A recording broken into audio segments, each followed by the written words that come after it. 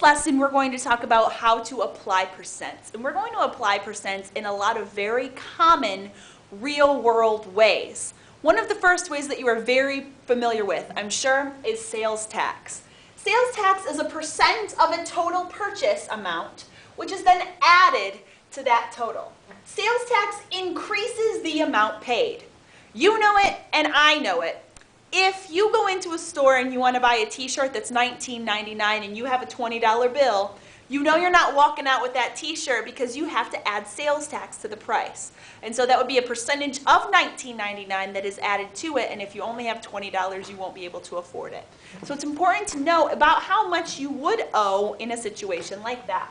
So here is a scenario that we can work out together. At Old Navy, 2 pairs of flip-flops cost $5.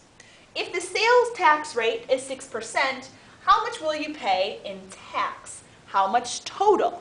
So it's a good question. So if it's 6%, it's going to be 6% of $5. So this is what you think. 6% of $5. Well, I know that that's going to be 6/100ths of $5. So if I find out how to do that, I need to multiply 6.06, which is 6/100ths, times 5.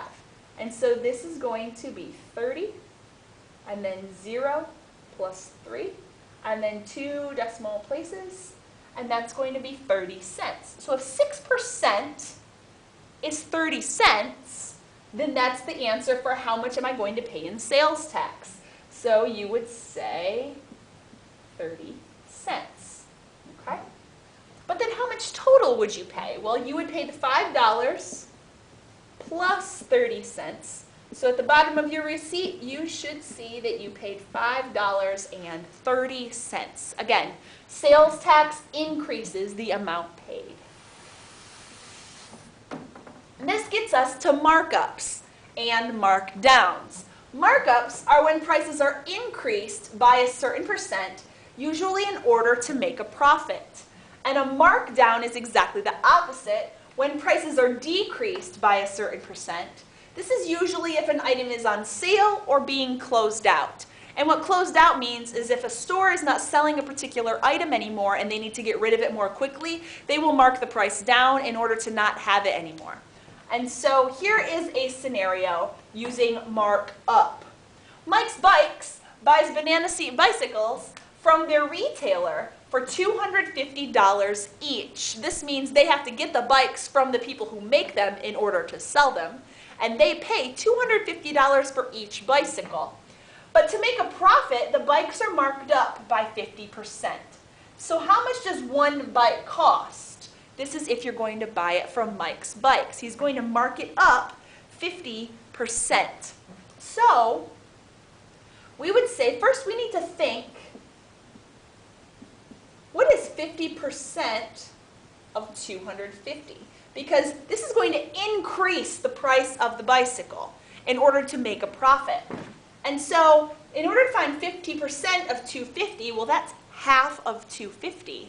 So I can do a number of things for this, but I would like to think of 0.5 times 250. So if I come down here and I do that, that's 0, 25, 10, 12, and 1 decimal place. That's $125. But is $125 what I'm going to pay for the bike at Mike's Bikes? No, because it says they are marked up. So obviously, if Mike's Bikes pays $250 for the bike, this is only the percent at which it's marked up by. So if it's marked up $125, that needs to be added to the $250 in order for them to make a profit. If they were to sell it for $125, they would lose 50% of what they paid for it. So we would take this and add it to 250, therefore making the price of the bicycle $375. Now this is before tax is added. We know that the bicycle is going to you're going to have to pay tax to check out, but the price tag with the markup is going to say $375 on it. Okay?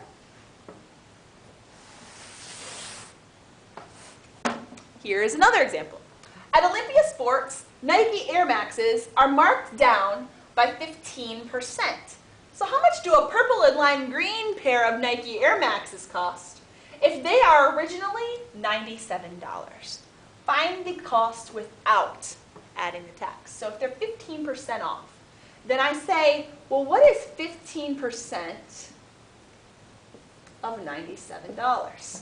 Well, I know that that's 0.15 times 97 because we've been doing percent of a number. So 97 times 0.15, 1500ths, right? Let's see, I've got 35, 45, 48. That 0 is important. 7, 4, add them, 5, 15, 9. Okay? 2 decimal places, right? So it's going to be 955. That's 15% of 97. Now, do you think that if a pair of Nike Air Maxes are 15% off, then now they only cost $9.55? No. Just because we get to a stopping point in our mathematics doesn't mean we have the answer. It is so important to analyze the scenario and use it. Now, it's being marked down by 15%. This is the 15% of $97. So what do we have to do now in order to find out the sale price? That's going to be $97 minus the $9.55. So we've got to do a little bit of regrouping here, but that's okay. That's going to be 5, 4, again, that's 7, $87.45. So they're originally $97, they were marked down 15%, and now we know that we're paying $87.45. Not a terrible deal, still kind of a hefty amount, but still not $97. 15% marked down. But here, using the previous example, how much will Jordan pay for the purple and lime green Air Maxes if the sales tax rate is 4.5%? So here you go. Now you need to find out how much am I actually going to pay at the cash register if the tax rate is 4.5%. Well, remember, I'm not calculating with that actual percent, but with its decimal equivalent. So that's going to be 0.045, 45 thousandths if I divide by 100, right? And move that decimal twice to the left.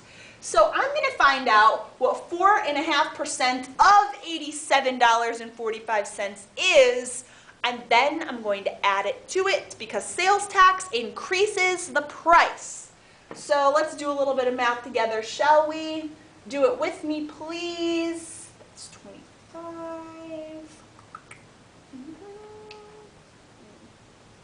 2, 5, 7, 8, 35, 36, 37.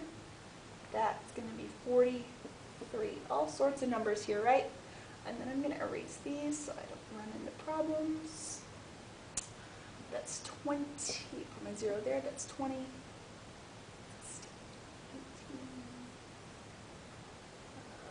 28, 29.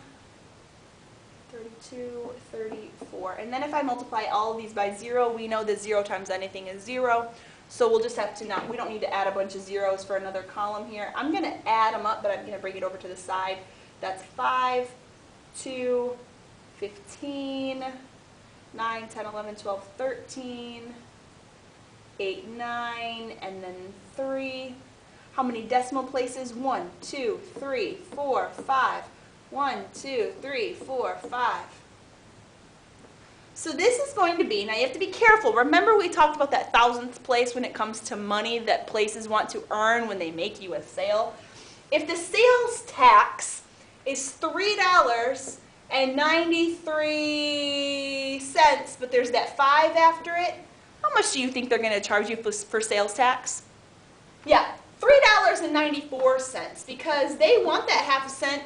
So they're taking it, okay? So now the sale price was $87.45, and the sales tax is $3.94. So now we add that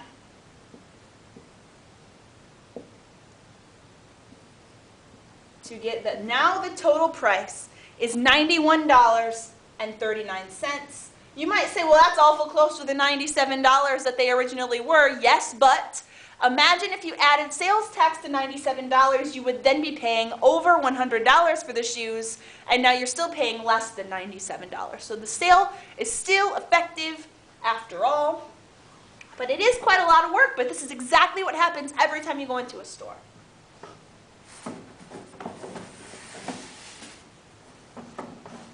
The next application of percents is with gratuity. Now, gratuity is just a really long word for tip. If you're going to tip somebody, a tip is a percentage of a bill that is paid to service staff for their assistance. Usually wait staff. Sometimes if you go to a hotel, someone will help you with your luggage. You may tip a taxi driver, etc. Gratuities will increase the total amount paid. So if you go to a restaurant and your bill is $20, and you pay a tip, you're going to be paying more than $20. The $20 just pays for the food. So, at P.F. Chang's, an 18% gratuity is added to the bill automatically if there are 6 or more people at the table. How much will need to be paid if Stephanie and her friends ordered $62.50 worth of food? And I'm talking more than 6 people total here, okay? I just didn't add it on here.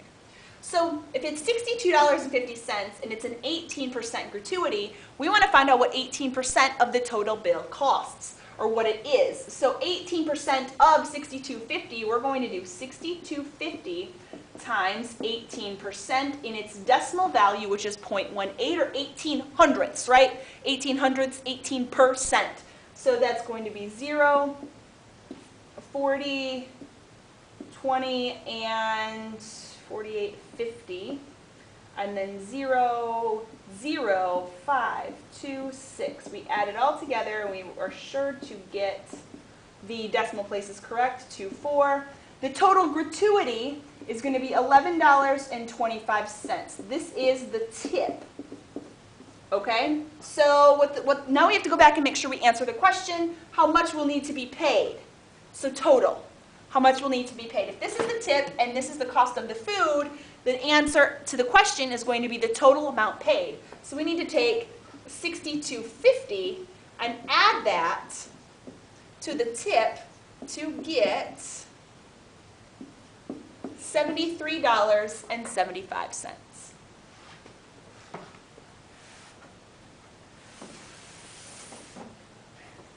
Another common application of percents is commission. Now, commission is a percent of a sale that is earned by the salesperson who makes the sale. Commission does not alter the cost of the purchase. So it's not going to add to your amount, it's not going to take away from your amount, it's just a percent of the purchase that is given to the salesperson. So if you ever go into like a mattress store or a furniture store, or if you're shopping for cars, people follow you around. Well, why do those salespeople follow you around? Because probably they earn commission. So if they help you and you buy something, they get a percentage of the amount of the cost of the items you buy. So they are interested in your money. Holly recently purchased a couch from Art Van, that's a store in Flint, Michigan, for $800. Renee, the salesperson, earned 10% commission on the sale. So how much did Renee earn?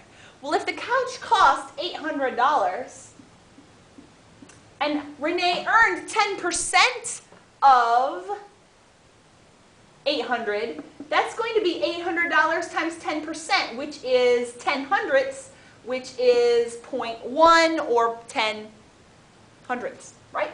So if we do that multiplication very quickly and I bring that down here, that's going to be $80. And let's just make sure I've answered the question. Is $80 10% of 800? How much did Renee earn? Yes. So this would be the commission. This does not alter the amount of money that Holly paid, but this is in fact the commission. Right?